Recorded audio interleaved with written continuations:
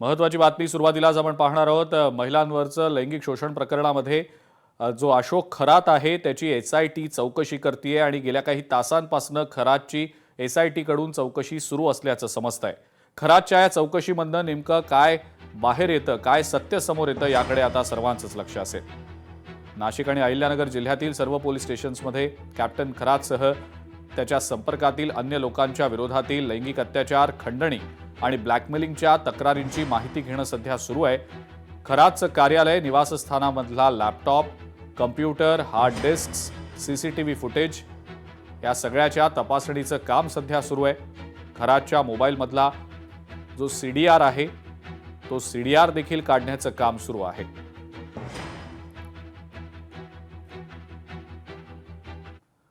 अशोक खरातला त्याच्या सगळ्या या लैंगिक अत्याचार प्रकरणानंतर महाराष्ट्रात एकच खळबळ उडालेली आहे। या खरातला अटक झाल्यानंतर त्याच्या काळ्या कृत्यांचे पुरावे पोलिसांना मिळाले। या प्रकरणावरनं दबाव वाढल्यावर अखेर काल रात्री रुपाली चाकणकर यांनी उपमुख्यमंत्री सुनेत्रा पवारांची भेट घेतली आणि राज्य महिला आयोगाच्या अध्यक्षपदाचा राजीनामा देखील सोपवला। दरम्यान याबाबत बोलताना अंजली दमानी यांनी टीका केलेली आहे। राजीनामा स्वीकारताना सुद्धा जे दिसलं ते म्हणजे सुनेत्रा पवारांचा चेहरा हा गंभीर होता, पण चाकणकर या तर जशा मॉडेलिंगसाठी उभ्या राहतात तशी पोज देतानाचा फोटो होता।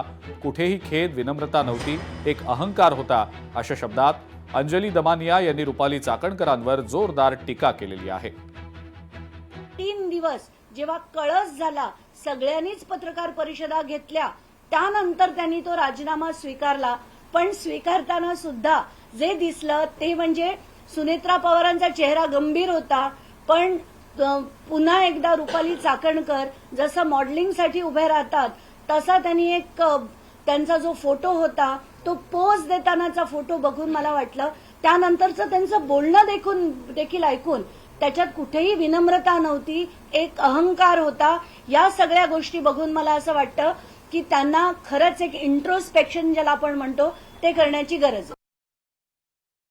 चाकणकरांची पक्षातनं हकालपट्टी करणं गरजेचं आहे आणि अशोक खरातचा 24 तारखेला एन्काउंटर होऊ शकतो असा खळबळजनक दावा तृप्ती देसाईंनी केलेला आहे। मुख्यमंत्र्यांनी डाव उधळून लावावा असं सुद्धा तृप्ती देसाईंनी म्हटलंय।